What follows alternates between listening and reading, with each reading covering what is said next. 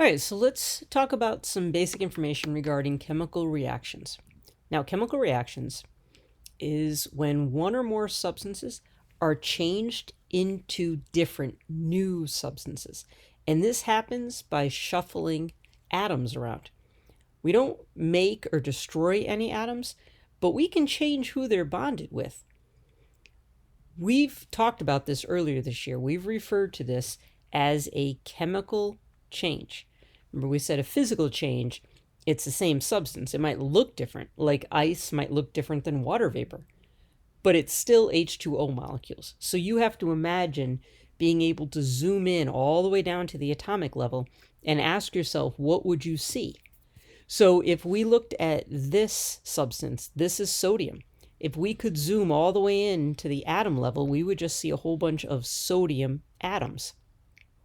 In this container, if we could zoom in, we would see diatomic chlorine, which means two atoms of chlorine bonded together. We would have a chlorine and another chlorine connected. And if you put these two different substances together in the same container, they're going to undergo a chemical change. They're going to undergo a chemical reaction, and they're going to produce something that you guys are very familiar with, table salt. So the atoms get reshuffled when we're talking about chemical reactions.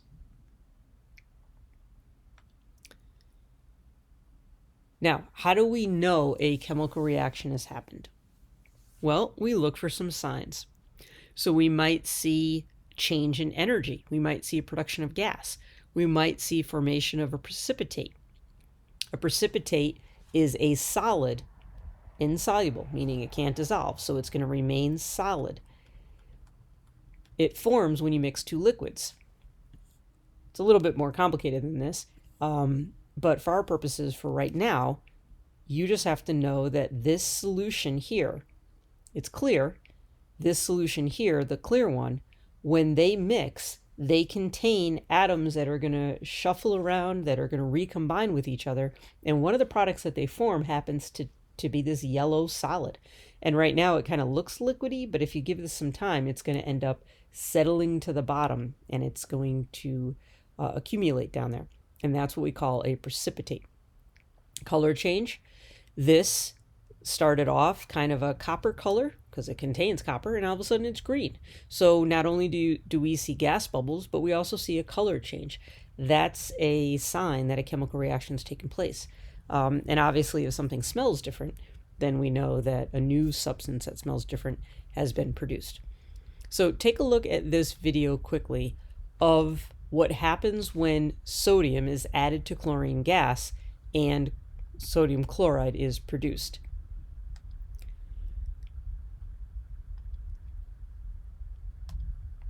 So we start off heating sodium. Now there's a little piece of sodium in there. This is just a physical change. We just want to melt it to get it in the liquid phase so that it'll react a little bit faster. And over here next to it, you see a container filled with that chlorine gas. So then when the sodium is added to the chlorine gas, the reaction is going to start. And look for signs. You're starting to see some light. That glowing is taking the form of light energy. Energy that used to be stored in the bonds. And now it's being released as a new substance is being formed. If you put your hands next to that, they'd be extremely hot. This is producing a lot of heat. And there's your product. There's your new substance. That is salt, NaCl. So what happened here? We started with sodium. We've got two sodium atoms, and notice they're separate. So we would write it like this, 2 NAs.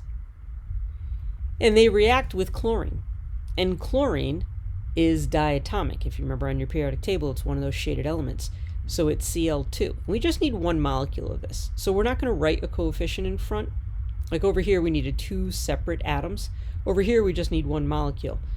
I'll write a 1, but normally we wouldn't write the 1. So if we put these two things together in the same container like you just saw, a reaction happens, that's what the arrow tells us, and something new has formed. Well, what forms? These two chlorines have to break apart first. We have to break bonds, and then we have to form new bonds between the sodium and the chlorine. So NaCl hook up on a 1-to-1 ratio because sodium is a +1 charge, chlorine's a -1, so they naturally are a 1-to-1. So we have enough stuff, enough ingredients, enough reactants to make 2 of these. So we put 2 NaCl there. And we just wrote a chemical equation describing the chemical reaction that occurs when molten liquid sodium is added to chlorine gas. So that's what we're going to be doing in this section. We're going to be looking at how do we write chemical reactions, what do we have to include, and how do we balance them, which we'll talk about in a little while. So chemical reactions, the actual reaction, changing of the atoms, making new substances, are described with chemical equations.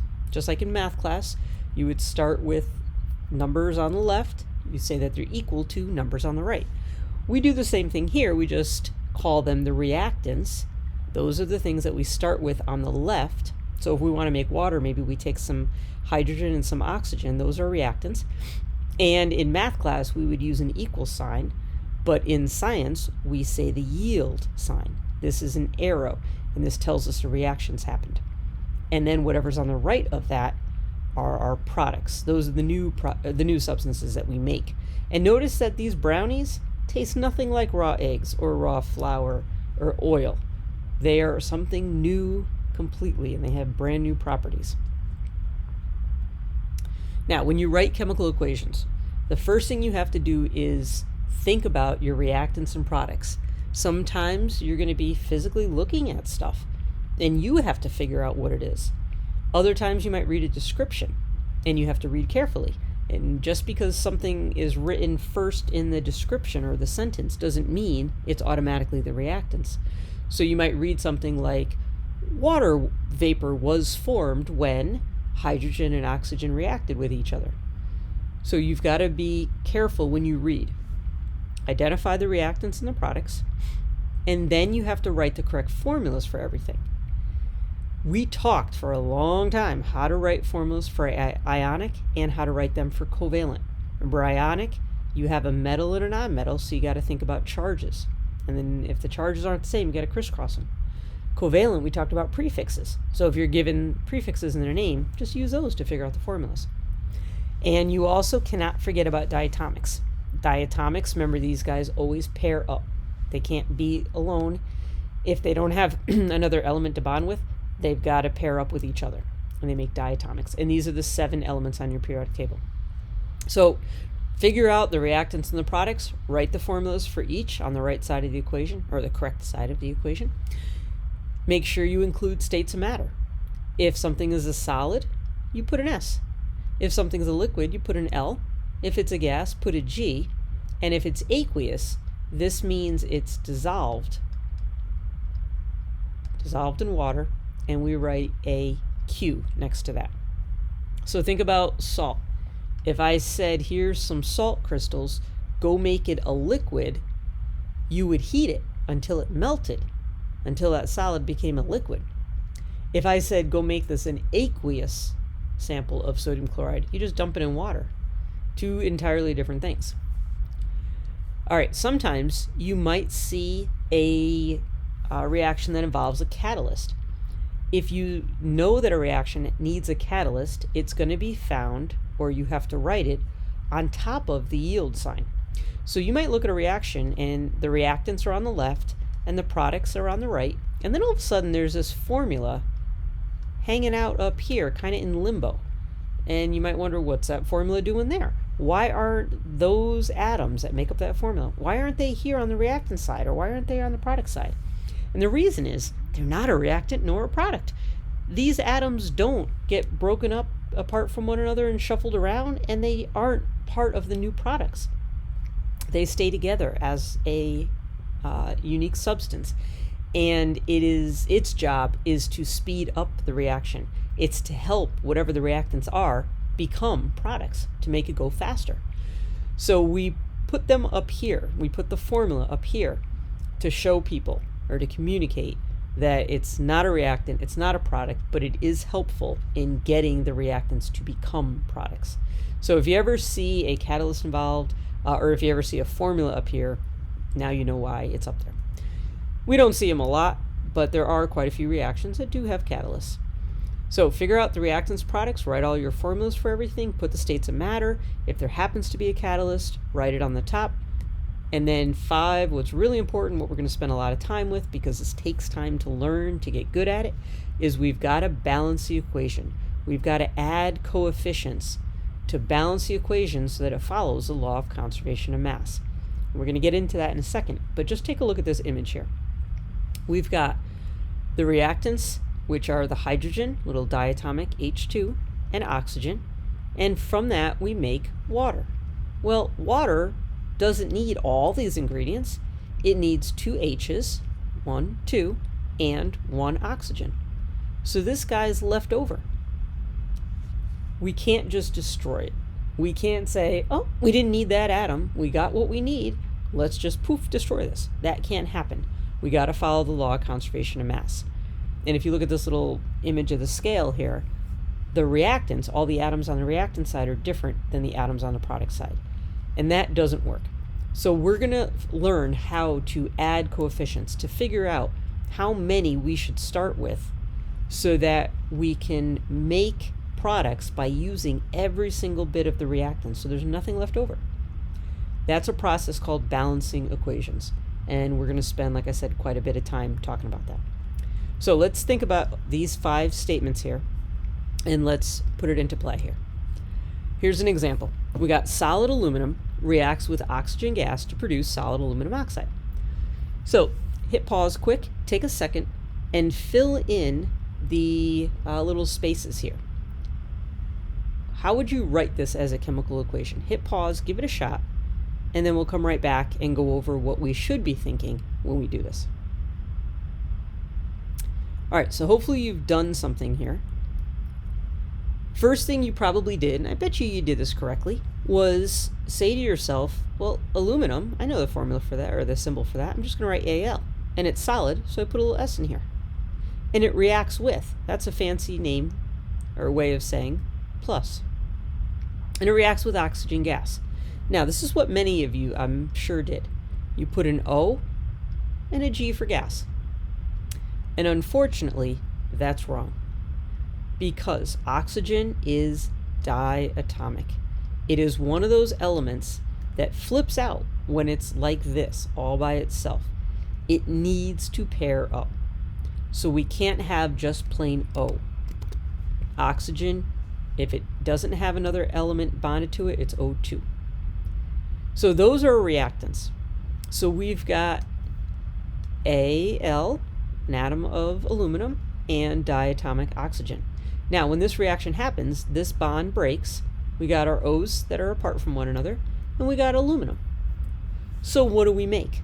Well, the product is aluminum oxide. And I'm guessing that some of you did this when you saw solid aluminum oxide. Put the S for solid, and then you wrote the symbol for aluminum, Al, and then oxygen. And that is wrong, because you didn't think about the fact that this is ionic, and this has to have a formula that's based on charges. So you need your periodic table out. You've got to look up what the charges are. Aluminum makes a +3 charge. Oxygen makes a -2. And if you look at those two numbers, they're not the same. It should not be a 1-to-1. And if you wrote ALO, you wrote 1-to-1. And it's not. So if they're not the same, we crisscross. So the 2 goes here, and the 3 goes there, and that is the formula for what's made when the reactants form aluminum oxide. That's the only ratio that aluminum and oxygen will hook up on. So if we were to look at what we start with and look at what we have to make, you probably see some discrepancies here. You've only got 1 aluminum to start with, but yet you need 2 for the formula. And you only have 2 oxygens, but yet you need 3. So we have some issues. This equation, the chemical equation, is written correctly, but it's not balanced. This is an unbalanced equation. The amount that we start with is not what we end with. So this is where we're going to take off now, and we're going to look at what that law of conservation of matter means and how do we go ahead and balance equations. Now, in order to do that, we have to think about law of conservation of mass, and this means that the total mass of the reactants,